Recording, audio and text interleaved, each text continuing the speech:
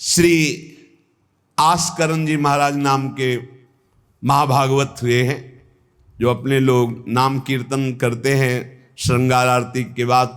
हाँ, आस्करण मधुकर जयमल नृप हरिदास जन दासा, ऐसा आता है। तो आस्करण जी के इष्ट श्री राधा मोहन जो थे, इन्होंने विचार किया कि राजकाज में हर क्षण कोई न कोई जब सेवा में बैठते तो राजा, तो आप ये सलाह ये सेवा ये सब बंद कर देना चाहिए। जिस समय हम श्री जी की सेवा में है उस समय अन्य कोई वार्ता नहीं, अन्य कोई नहीं, बस उन्हीं के रूप गुण का चर्चा करते हुए। अगर हम सेवा में हैं तो उनका चर्चा का तात्पर्य है पद गुनगुनाते, जिस समय की जो हम सेवा कर रहे हैं उस समय के पद गुनगुनाते हुए या उनकी रूप माधुरी में चित्त लगाए हुए सेवा में। इससे बड़ी कोई बात नहीं। यदि सेवा मिल गई श्री जी की तो आप ये समझ लीजिए कि आप श्री जी के पास जाने का पास मिल गया आपको। बड़े बड़े महापुरुषों ने कहा भजन करना, साधना करना ये सब हो सकता है, लेकिन प्रभु की सेवा में अनुराग, गुरु की सेवा में अनुराग, संत सेवा में अनुराग, समाज सेवा में भगवत भाव से अनुराग, ये बहुत कठिन बात है। ऊर्ध्वबाहु विरोमेश न कश्चित शृणोति में धर्मादर्थश्च कामश्च किम धर्मम न सेव्यते। भगवान श्री कृष्ण द्वैपायन व्यास देव जी कहते हैं, मैं दोनों हाथ उठाकर कहता हूं मेरी बात सुन लो, मान लो। सेवा से सब प्रकार की संपत्ति प्राप्त हो जाती है, जो चाहिए आपको, लौकिक पारलौकिक। हाथ उठा के कहता हूं मेरी बात मान लो। भगवान व्यास देव जी कहते हैं जो सेवा धर्म है, भगवत सेवा, समाज सेवा भगवत भाव से की हुई सेवा, शब्द निष्काम होता है, जहां कोई कामना नहीं की जाती और प्रीत्यर्थ, जिसकी सेवा करें उसको सुख पहुंचाने का भाव, तभी सेवा शब्द सार्थक होता है। कोई भी ऐसी कामना नहीं जो सेवा से पूर्ण ना हो जाए। जो सेवा धर्म का आचरण करता है उसके संपूर्ण जीवन में आनंद ही आनंद, सुख ही सुख रहता है। और लोग कहते हैं धर्मात्मा को दुख मिलता है। तुम क्या जानो, तुम बाहरी बात देखकर कहते हो दुख मिलता है। हृदय आनंद में वो डूबता है जो किसी भी वैभव में, किसी भी सुख में, किसी भी अनुकूलता में नहीं होता। अभी आपने सेवा धर्म को स्वीकार नहीं किया। सच्ची कहते हैं, सेवा में जब ये शरीर जाता था तब भी किडनी फेल थी, 20 वर्ष से फेल है। कभी गुरु कृपा से एक दिन का भी चूक नहीं हुई और कभी जानने नहीं दिया कि शरीर में कष्ट है।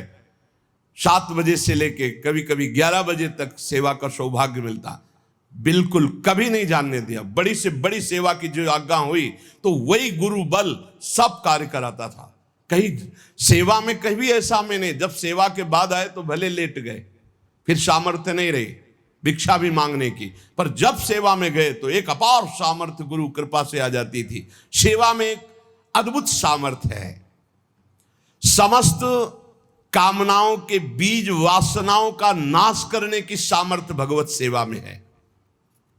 श्री आस्करण जी ने अपनी सेवा को सुरक्षित रखने के लिए, ये नरवरगढ़ के राजा है। राजा को बहुत से कार्य होते हैं, पता नहीं किस समय कौन सी राजकीय व्यवस्था के लिए आवश्यकता पड़ जाए, तो ठाकुर सेवा में एकाग्रता की बहुत आवश्यकता होती है।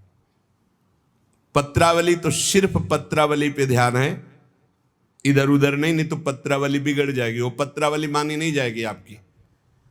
भोग लगा रहे हैं तो सिर्फ एक एक कवल पे ध्यान है आपका। बैठे हैं, प्यारे जू कैसे पा रहे हैं, हित सजनी जू कैसे पवा रहे हैं, प्यारे जू कौन सी पदार्थ की तरफ देख रहे हैं, लाडली जू कौन से पदार्थ की तरफ देख, पूरी भावना में उससे डूब। श्रृंगार तो श्रृंगार कर रहे हैं, स्नान तो स्नान, मतलब सेवा में पूरी तन्मयता आवश्यकता है। अगर तन्मयता नहीं तो फिर बिगड़ जाएगा। तो नरवरपुर ताको राजा नरवर जानो, मोहन जू धरिए सेवा नी के करी है। घड़ी 10 मंदिर में रहे चौकी द्वार, पावत न जान को ऐसी मति हरी है, पर्यो को काम आए अब ही लिवाए ल्याओ, काहे पृथ्वीपति लोग कान में न धरी है, आई फौज भारी सुध दीजिए हमारी, सुनी बहु बात टारी परी बात कर भरी है। मनुष्यों में श्रेष्ठ आस्करण जी ये नरवरगढ़ के राजा थे। इनके ठाकुर का नाम राधा मोहन जो था। ये प्रेम पूर्वक उनकी सेवा में कोई विघ्न न हो इसलिए 10 घड़ी तक का कठोर आदेश दे दिया था। 24 मिनट की एक घड़ी होती है, तो 10 घड़ी कितने हुए? 4 घंटे। 4 घंटे तक कोई भी अगर सूचना देने आया तो दंड प्राप्त करेगा, वो दंड उसको मिलेगा। 4 घंटे तक सूचना भी नहीं देनी है। जिस समय वो राधा मोहन जी की सेवा में गए तो द्वारपाल खड़े हो जाते थे, कोई भी अंदर प्रवेश नहीं करेगा। किसी भी तरह की कोई विपत्ति आ जाए, आग लग जाए, फिर भी सूचना नहीं देनी है। 4 घंटे सेवा में ये शिक्षा लेनी चाहिए। अपनी जब ठाकुर सेवा करें, हम कहते तभी करो, सब निपटा लो पहले फिर ठाकुर सेवा करो। ऐसा नहीं है कि जल्दी जल्दी तुम्हारा चित्त कहीं लगा हुआ है। अगर घर गृहस्थी में हो तो हम कई बार एकांतिक में बोल चुके हैं, पहले अपने पति पुत्र की तैयारी कर दो। उनको ऑफिस जाना है, उनको विद्यालय जाना है, सबकी तैयारी कर दो, जय जयकार करके उनको पवाओ। फिर इसके बाद अपने ठाकुर को स्नान कराओ, ठाकुर को भोग लगाओ, निश्चिंत हो करके। चित्त वृत्ति बार बार दौड़ रही है, ठीक बात नहीं। अगर हमें कभी कोई और कार्य हुआ तो हम पहले वो कार्य करते थे, फिर राधा वल्लभ जी के दर्शन जाते थे, क्योंकि हम राधा वल्लभ जी के दर्शन में खड़े वही चिंतन करेंगे, वो उनके पास जाना है तो पहले उनके पास हुआ है, फिर अगर कोई कार्य है तो हम वो निपटा के तब जाएंगे। ऐसी सेवा में अन्य कोई वार्ता नहीं, अन्य कोई चिंतन नहीं, अन्य कोई हमारी क्रिया नहीं, केवल सेवा में तत्पर। इसलिए उन्होंने कठोर नियम लगा रखा था, 4 घंटे तक कोई सूचना भी नहीं देगा। और आप मंदिर में राधा मोहन जी को 4 घंटे स्नान कराना, श्रृंगार कराना, आरती करना, फिर आरती करके भोग आदि सब करके फिर दंडवत करना। दंडवत के बाद जब प्रसाद चरणामृत लेकर उठते तब कोई बात हो तो बता सकते हैं। वो भी बात जब श्री जी की चिक डालकर बाहर निकले, उस समय द्वार पर चौकीदार बहुत सावधानी से कोई भीतर न जाने पावे। देखो, महापुरुषों से हमको शिक्षा मिलती कि हम कैसे ठाकुर सेवा करें। ठाकुर जुगल किशोर हमारे, इनकी सेवा हम कैसे करते हैं। आप 4 घंटे एकाग्रचित होकर केवल सेवा में ही डूबे, बड़ा सुख मिलता है। जब अपने श्री जी सौभाग्य दिए थे सेवा करने का, तो जैसा श्रृंगार करने के बाद जब दर्पण दिखाते थे तो रोना आता था। अपने प्रभु को श्रृंगारित देखकर जो हृदय में सुख मिलता है, रोम रोम आनंदित हो जाते थे। कभी कभी 2-2 बजे दोपहर तक बैठे फिर भिक्षा मांगने जाते थे। श्रृंगार करने के बाद पद सुनाओ उनको, फिर उनकी रूप माधुरी देखो। भक्तों के नेत्र अलग होते हैं तो प्रभु उनका रसास्वादन भी अलग ही करवाते हैं। एक बार क्या हुआ, आवश्यक कार्य से नरवरगढ़ में दिल्ली के बादशाह का आगमन हो गया। बादशाह जो सैकड़ों राजाओं के ऊपर होता था और ये नरवरगढ़ के राजा थे, उसने आज्ञा करी, जाओ आस्करण जी को हमारे सामने जल्दी लिवा करके लाओ। और आस्करण जी का नियम था, राधा मोहन जी के मंदिर में गए तो सख्त आदेश, कोई सूचना नहीं पहुंचाएगा। सब आस्करण जी के जो रक्षक थे उन्होंने मना कर दिया, नहीं महाराज, ये आपकी सूचना भी नहीं पहुंच सकती, 4 घंटे आ ही नहीं सकते आस्करण जी। उसको बहुत क्रोध आया, बादशाह है वो, मैं आदेश कर रहा हूं, एक छोटे राजा के सेवक हमें जवाब दे रहे। बादशाह ने आज्ञा का उल्लंघन, इससे बड़ा क्रोध हुआ और उसने बड़ी सेना बुलवा ली। और सेनापति को आदेश किया कि जाओ बोल दो, नगर का नाश करवाना चाहते हो या हमारी आज्ञा का पालन करना चाहते हो? तुरंत आस्करन को भेजो, अन्यथा पूरी सेना बलात् नगर को नष्ट कर देगी और जबरदस्ती आस्करन को बंदी बना लिया जाएगा। बादशाह का आदेश। देखो परीक्षा होती। जब ये आदेश हुआ, सेनापति आया, निज दूतों से जो अंगरक्षक द्वारपाल उनसे कहा, सबने कोई उत्तर नहीं दिया। 4 घंटे तक हम अपने राजा को सूचना भी नहीं दे सकते, जो तुम्हें करना हो करो। ये बड़ी बात है। बादशाह का हुक्म, बादशाह के सेनापति का हुक्म, सेवा में विघ्न ना पड़ जाए इसलिए कठोर नियम लिया था, पर सबके हृदय में घबराहट थी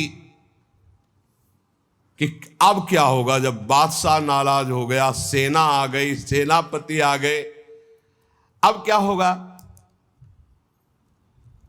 सेनापति ने बादशाह से कहा कि अब क्या हुक्म है, वहां से मना हो गया है, आपकी आज्ञा का उल्लंघन, हमारी आज्ञा का उल्लंघन, हमारा भय दिखाना सब व्यर्थ चला गया। कही कह पठाई कहो कीजिए लड़ाई, सुनी रुचि उपजाई चली पृथ्वी पति आयो है। पर्यो सोच भारी तब बातों विचारी कही, आप एक जाओ गयो अचरज पायो है। सेवा करी सिद्धि साष्टांग होई के भूमि परे, देखी बड़ी बेर पाओ खड्ग लगायो है। कटी गई एड़ी ये पै टेढ़ी हूं न भौ करी, करी नित नेम रीति धीरज दिखायो है। बादशाह ये बड़ा आश्चर्य हुआ कि ये आस्करन जी के पास सूचना ही नहीं पहुंचाई जा रही और हमारे भय का इसके ऊपर कोई असर नहीं। पर आस्करन जी बहुत साधु प्रकृति के हैं, बड़े प्रियजन हैं, आक्रमण करना तो उचित नहीं, मैं स्वयं जाकर के देखूं क्या बात है। राजा थोड़ा भाव से युक्त हुआ, नहीं तो रजोगुण में फिर ऐसा भाव कहां होता है। पर आस्करन जी की भक्ति का प्रभाव कि उसके ये देखूं चल के आखिरकार है क्या। बादशाह स्वयं आया। राज कर्मचारी अब विचार में पड़ गए कि बादशाह को कैसे रोका जा सकता है। सब जितने उनके अंगरक्षक सबको रोक दिया। ये बड़ी बात है, यह है भगवान की आराधना का बल। नहीं, बादशाह को कौन रोक सकता है। एक छोटे राजा ये है, उनके सैनिकों ने, द्वारपालों ने रोक दिया और बादशाह से कहा राज आज्ञा का उल्लंघन हम नहीं कर सकते, ना हम सूचना दे सकते हैं और ना किसी और को अंदर जाने दे सकते हैं। किसी और को अंदर नहीं जाने दे तो हम जा सकते हैं। बोले हां, आप बादशाह हैं, आप जा सकते हैं, लेकिन आपके साथ कोई नहीं। बादशाह राजी हो गया।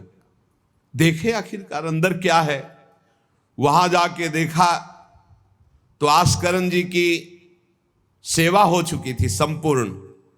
अब वो दंडवत कर रहे थे। कई बार हमने प्रार्थना की है उपासकों से कि 11 दंडवत, 21 दंडवत, 51 दंडवत, 108 दंडवत, जितनी सामर्थ्य हो नियम ले लो, रोज करो। 4 परिक्रमा करो श्री जी की और 11, 21, 51, 108 दंडवत करो। जो स्त्री शरीर के साधक हैं वो पंचांग दंडवत करें। पंचांग किया, खड़े हो गए, हाथ जोड़ा, मंत्र जपा, फिर पंचांग किया, फिर खड़े हो गए। ऐसे ही जो पुरुष शरीर साधक है वो साष्टांग करें। साष्टांग किया मंत्र जपते हुए, फिर खड़े हो गए, हाथ जोड़ा, फिर मंत्र जप कर प्रणाम किया, फिर साष्टांग, फिर ऐसे।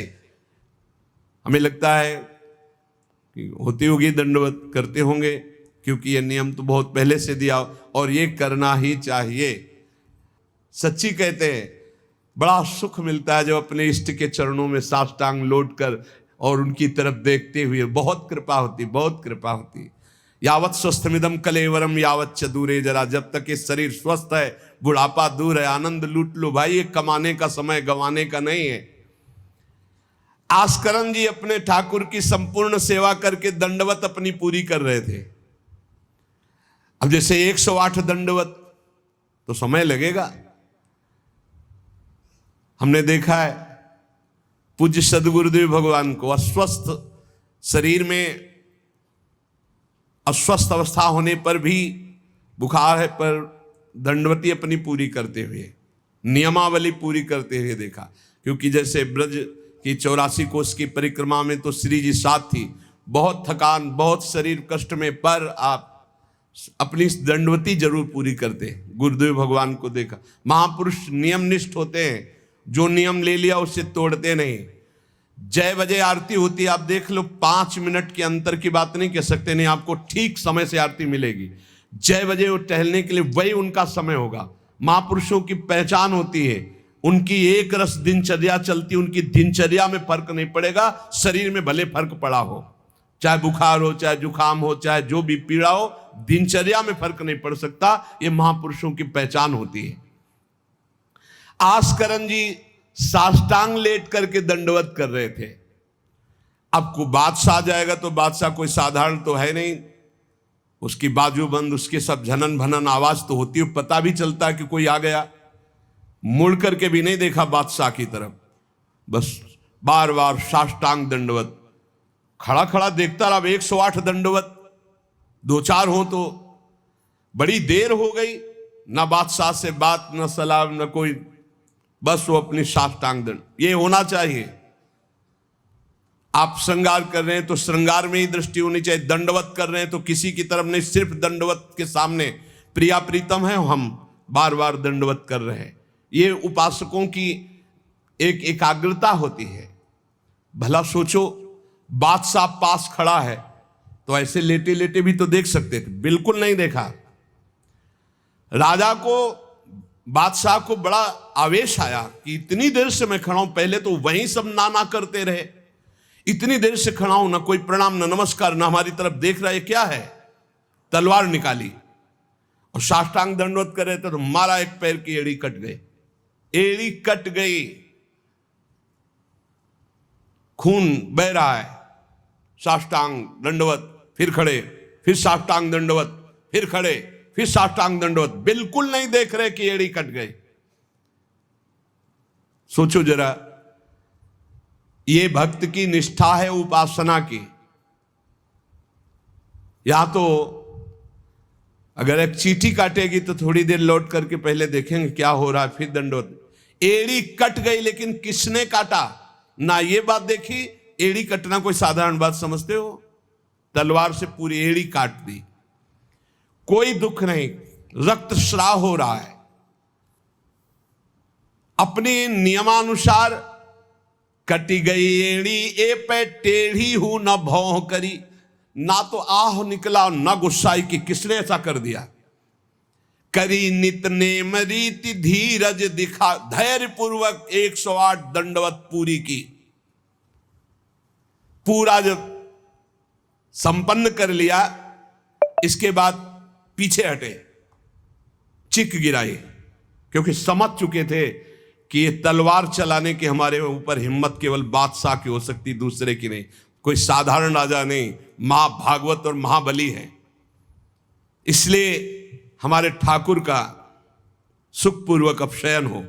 चिक डाली, उठ चिक डारी तब पाछे सो निहारी, कियो मुजरा बिचारी बादशाह तिरिझे हैं। हित की सच्चाई यह है नेको ना कचाई होत, चर्चा चलाई भाव सुनि सुनि भीजे हैं। बीते दिन को नृप भक्त सो समायो, पृथ्वीपति दुख पायो सुनी भोग हरि छीजे हैं। करे विप्र सेवा तिने गांव लिख न्यारे दिए, वाके प्राण प्यारे लाड़ करो कही धीजे हैं। आस्करन जी ने जब चिक डालकर पीछे मुड़कर देखा तो बादशाह तो शिष्टाचार के अनुसार जोहार किया। राजा की भगवत सेवा, नियम निष्ठा, ये देखकर बादशाह बहुत प्रसन्न हुआ और कहा मैंने आज देखा ईश्वर के प्रेम की सच्चाई को। तुम्हारे में थोड़ा भी बनावटीपना नहीं, थोड़ी भी शिथिलता नहीं, तुम अपनी निष्ठा के धैर्यवान वीर हो। बादशाह ने आस्करण जी से भगवत प्रेम संबंधी कुछ चर्चाएं की और विचार अपने प्रकट किए कि आज मैं बहुत खुश और सौभाग्यशाली हूं कि तुम्हारे जैसा राजा मेरा जन है। बड़ा हृदय रस में डूब गया बादशाह का। ये है देखो सच्चाई भक्ति की। नहीं बादशाह के हुक्म को टाल देना, सेनापति की आज्ञा का उल्लंघन कर देना, बादशाह आया है साष्टांग दंडवत, कोई उसका आदर ना करना, ये सब भारी अपराधों में आता है। नहीं बादशाह आया और फिर दंडवत हो सके, नहीं पहले उससे बातचीत होगी, बाद में दंडवत होगी। नहीं अपनी निष्ठा के आगे नहीं, एड़ी काट दी गई फिर भी नहीं रुके। अब आस्करण जी सदैव अपने भगवत निष्ठा भगवत सेवा में मगन रहते। राजा बहुत प्रसन्न होकर के कहा कि अब जिस कार्य के लिए हम आए थे अब उस कार्य की जरूरत नहीं है, और अपनी जेब से अपनी रुमाल निकाल कर अपने हाथों से उनके चरणों की एड़ी में बांधा और कहा तुरंत चलिए राजवैद्य के द्वारा इसे, और आज से हमारी तरफ से आपके ठाकुर की सेवा सुख संविधान चलेंगे। हम विशेष विशेष प्रकार की आपकी ठाकुर सेवा में सहयोग करें।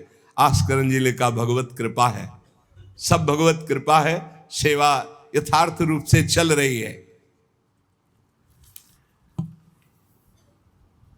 नियम की सच्चाई और हृदय में कोई छल कपट नहीं, रोष नहीं, ये भगवान के भक्त में विशेष लक्षण होते हैं।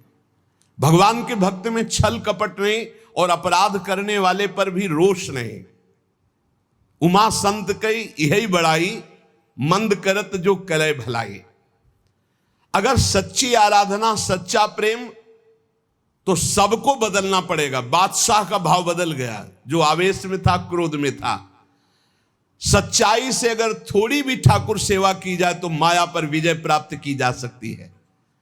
साधो भाई भजन किया सोई जीता, जो सच्चाई से भजन किया, सच्चाई से सेवा की, वही इस माया पर विजय प्राप्त किया। एक बार राजा आस्करण जी के शरीर में बहुत जोर का बुखार आ गया। ऐसा बुखार कि न उठने की हिम्मत न शरीर की शुद्धि, और नियम की निष्ठा थी ही। अब भारी कष्ट, एक तो शरीर उठने लायक नहीं, भारी बुखार, और दूसरा सेवा। अब वो इस बात के चिंतित थे कि सेवा कैसे होगी। तो ठाकुर जी ने स्वप्न में अपने किसी निजजन पंडा से कहा इनको किसी औषधि की जरूरत नहीं, मेरा चरणामृत पिला दो, स्वस्थ हो जाएंगे, सेवा में आ जाएंगे। वो गए और उनका ठाकुर जी ने स्वप्न में आकर के कहा है कि आप ठाकुर जी का चरणामृत पी लीजिए, आप स्वस्थ हो जाएंगे।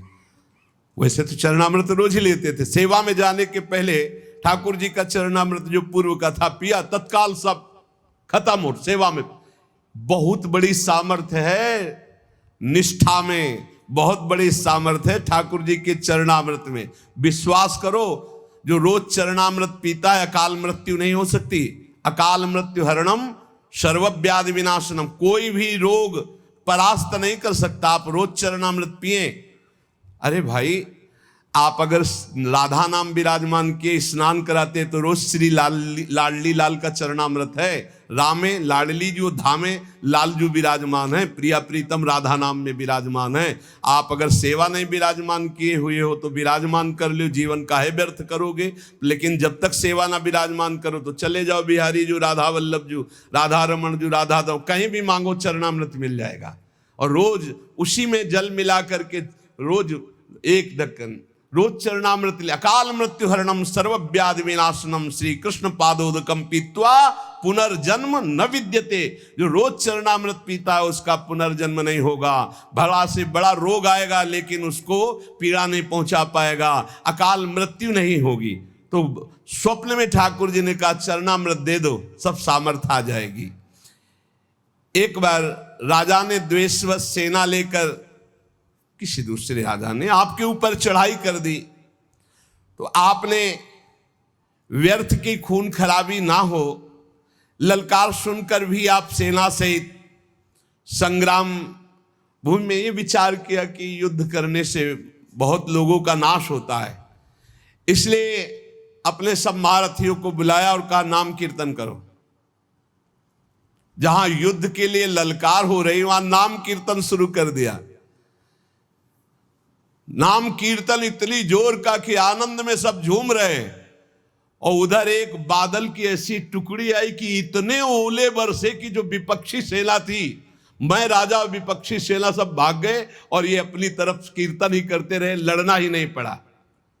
भाव ये है कि जो भगवान में चित्त जोड़ता है, भगवान नाम कीर्तन करता है, भगवत सेवा परायण रहता है, सारे विघ्नों का निवारण स्वयं भगवान करते हैं।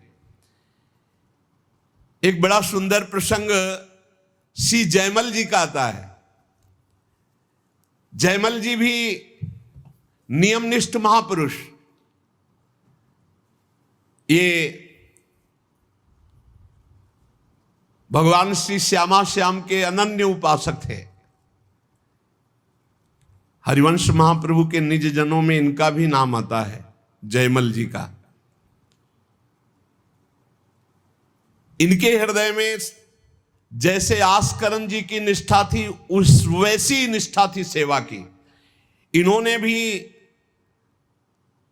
10 घड़ी तक किसी भी तरह की कोई सूचना, किसी भी तरह का कोई कार्य हमसे नहीं बताया जाएगा, और इन्होंने तो स्पष्ट आदेश कर दिया। तो वहां तो आदेश था केवल आस्करन जी का, यहां आदेश था जो बताने आएगा उसकी गर्दन उतार लेंगे। यहां तो और कठोर था। जयमल सिंह जी, वैसे इनका पहले निवास मेड़ते में था, और ये बड़े अनुरागी प्रिया प्रीतम के, इनको प्रिया प्रीतम की सेवा में थोड़ा भी विघ्न बर्दाश्त नहीं था। ये नियम निष्ठा कि मंदिर में कोई भी जब सेवा में जयमल जी हो आ नहीं सकता, आ गया तो उसकी गर्दन बचेगी नहीं। ये कठोर नियम लगा दिया था निर्विघ्न सेवा के लिए। सेवा में बहुत बल है प्यारे, सेवा में बहुत बल है। आप सेवा को जरूर घर में विराजमान करो प्रिया प्रीतम की ठाकुर जी, लेकिन ये आजकल जैसा बनावटीपन किया जाता है ऐसा मत करो भाई। हर काम वीडियो के लिए नहीं है। छोटी छोटी बातें, आप अपने ठाकुर जी का भोग, ठाकुर जी का स्नान, ये वीडियो के लिए है, ये पैसे के लिए है। अरे कुछ तो ठाकुर जी के लिए और अपने बीच में एकांत रखो।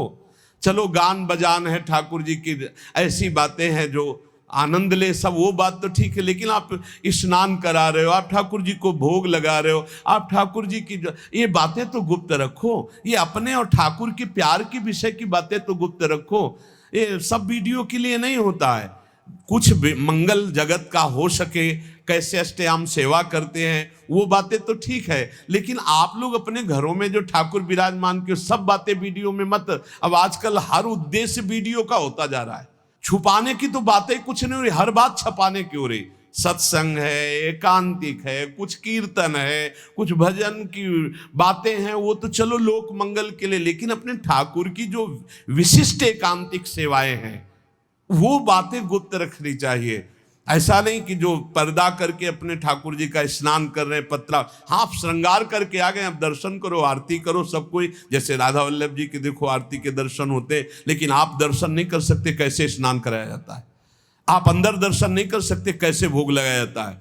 कभी कभी जैसे 56 भोग किसी भारी उत्सव में तो एक कुछ घंटे के लिए दर्शन, वो बात अलग है। तो अपने ठाकुर घर में जो विराजमान है, बिल्कुल जो निकुंज के ठाकुर वही है, अपनी भाव निष्ठा रखो। जयमल जी ये नियम लगा लिए थे कि अगर सेवा के समय कोई भी समाचार देने आएगा तो उसे मार डाला जाएगा। इतना कड़ा शासन। और ये बात प्रसिद्ध हो गई थी कि 4 घंटे जयमल जी निकलेंगे नहीं मंदिर से। तो जयमल जी का एक मंडोर का जो राजा था वो भाई लगता था। उसने विचार किया कि बहुत अच्छा 4 घंटे का समय है, जयमल जी के पास सूचना कोई दे नहीं सकता, और इस समय आक्रमण किया जाए तो पूरे नगर को कब्जे में कर 4 घंटे का युद्ध, और वो निकलेंगे नहीं, और कोई सूचना देने जाएगा तो मार डाला जाएगा। बहुत बढ़िया अवसर है कि पूरे नगर को अपने कब्जे में कर लिया जाए।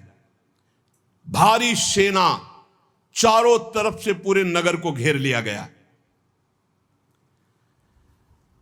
अब ये जब सैनिकों से पता चला तो हाहाकार मच गया कि बिना राजा के आदेश के युद्ध कैसे छेड़ दिया जाए। चारों तरफ से शत्रु पक्ष सैनिकों ने घेर लिया है। सबने विचार किया कि आज्ञा हो जाए तो अभी युद्ध हो जाए, पर आज्ञा लेने कौन जाए? जो जाएगा वो मार डाला जाएगा। जयमल जी का आदेश है। अब जयमल जी की माता जी को तैयार किया गया है कि आप जाओगी तो आप पर वो प्रहार नहीं करेंगे और आपकी बात सुन लेंगे। माता जी भी डरती हुई गई, क्योंकि आज्ञा थी कोई नहीं आएगा, अगर जो भी आएगा उसकी गर्दन उतार दी जाएगी, मार डाला जाएगा।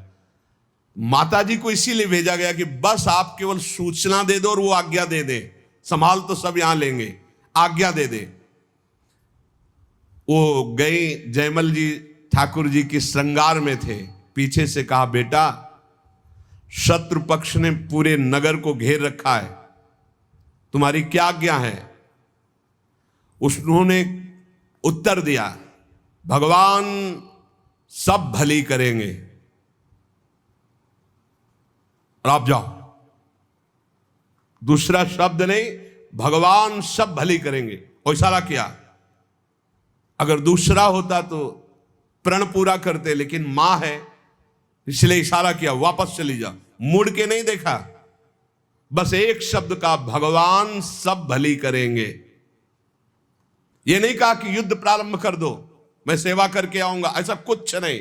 भगवान सब भली करेंगे और इशारा किया कि आप वापस चली जाओ। ज्यों के त्यों सेवा में लगे रहे। भगवान ने देखा कि ये तो बिल्कुल बेपरवाह है, और सैनिक चारों तरफ से घेर लिए हैं राज्य को, तो स्वयं प्रभु घोड़े पर सवार हुए जयमल जी के। अब उनको कुछ कहने की जरूरत थोड़ी है। राजा का जो शाही घोड़ा था, उस घोड़े को तैयार करके उस पर विराजमान होकर के अकेले शत्रु पक्ष को परास्त किया। अकेले सबको मूर्छित करके मारा, एक को भी नहीं। और आप घोड़े को घुड़सवाल में बांधकर अंतर ध्यान हो गए। सैनिक देख रहे हैं जो सुरक्षा में है कि कोई आक्रमण नहीं हो रहा, सब शांति है। नजदीक गए तो सब मूर्छित पड़े। उनका जय हो, हमारे महाराज की जय हो गई, शत्रु पक्ष तो मारा गया, पूरी की पूरी सेना मूर्छित। जयमल जी सेवा समाप्त की, संपन्न की श्री जी की, और बड़े आवेश में सीधे गए जहां उनका घोड़ा विराजमान रहता था, घुड़सार में। तो घोड़े को देखा तो पसीने से लथपथ और हाँफ रहा था। ऐसा कैसे हो सकता है? घोड़े की सवारी इतनी तीव्र गति से किसने की? इतना हाँफ रहा, पसीना पसीना हो रहा है। तो जो घोड़ा तैयार करते थे वो साथ में थे जयमल जी के। तो उन्होंने कहा कि प्रभु, घोड़े को तो ले जाते हुए कहीं किसी ने नहीं देखा, पर घोड़े की हालत तो ऐसी जैसे बहुत दौड़ाया गया हो, बहुत मेहनत की गई हो। तो उनका कहा ठीक है, चलो, इस समय विचार करने का विषय नहीं, दूसरे घोड़े को लो, राजाओं के पास कई घोड़े, और सैनिक सजाओ, वहां चलो। तो उनका प्रभु वहां जाओ, वहां तो सब मारे गए हैं। किसने मारा? वहां जाकर देखा तो सब सेना घायल और मूर्छित पड़ी थी, जान से कोई एक भी नहीं मरा था। और जो राजा वो भी घायल। जयमल जी नजदीक गए, देखा तो कि ये मेरा वो भाई ही है, मेरा शत्रु बनकर के आया है। तो वो रो के कह रहा था कि भाई मुझे नहीं पता था कि तेरा सांवला सिपाही एक ही इतना बलवान है। मैं कभी युद्ध में नहीं आता, मैंने कभी तुम्हारे उस वीर को नहीं देखा। वो सांवला सिपाही कौन था जिसने अकेले मेरी सारी सेना को मूर्छित कर दिया और मुझे बाण से तो घायल किया और नेत्रों से ज्यादा घायल कर दिया। एक बार तुम दिखा दो अपने उस सांवले सिपाही को, मेरा हृदय तड़प रहा है उसके लिए। उसकी वो सुंदर चितवन, उसकी मुस्कान ने मेरा मन हरण कर लिया। शत्रु पक्ष के ये है ही ऐसे, जब सूप नखा की नाक कान भगवान ने लक्ष्मण जी के द्वारा, वो जब गई खरदूषण के समीप, भारी बलवान ये असुर, भारी सेना सजाई, अभी चलते हैं। जब वहां गए तो राम जी का रूप जब देखा तो कह रहे हैं यद्यपि भगनी कीन कुरूपा, यद्यपि तुमने अपराध किया, हमारी बहन को कुरूप बना दिया, लेकिन बध लायक नहीं, तुम मारने लायक नहीं, बहुत सुंदर हो।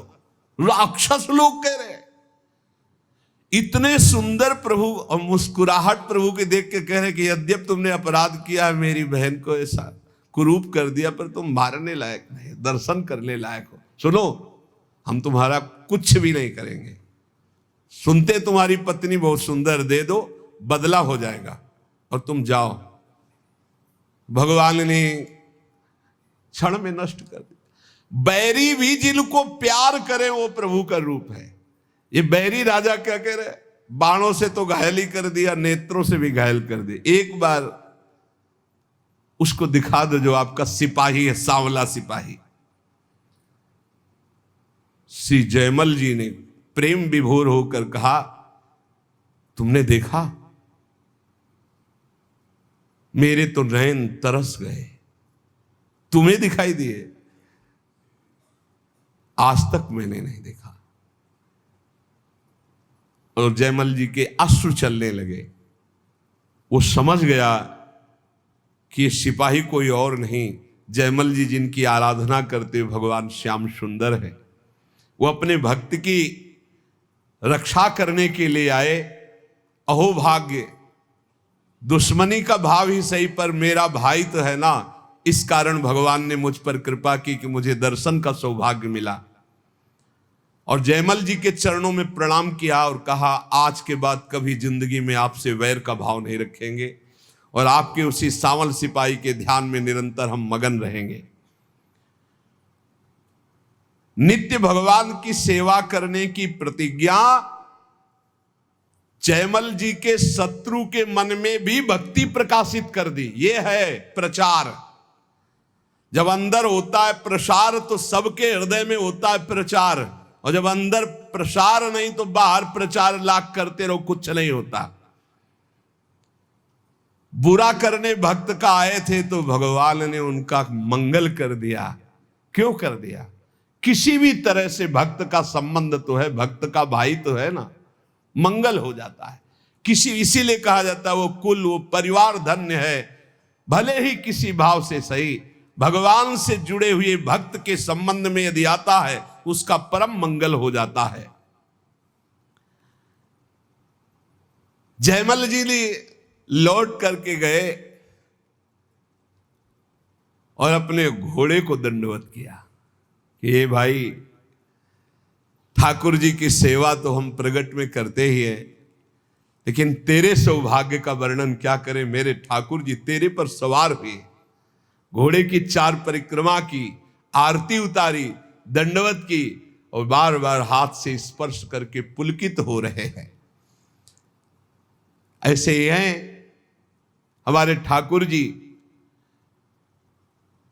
इसीलिए दास दासोहम में बड़ी सामर्थ्य मानी गई है।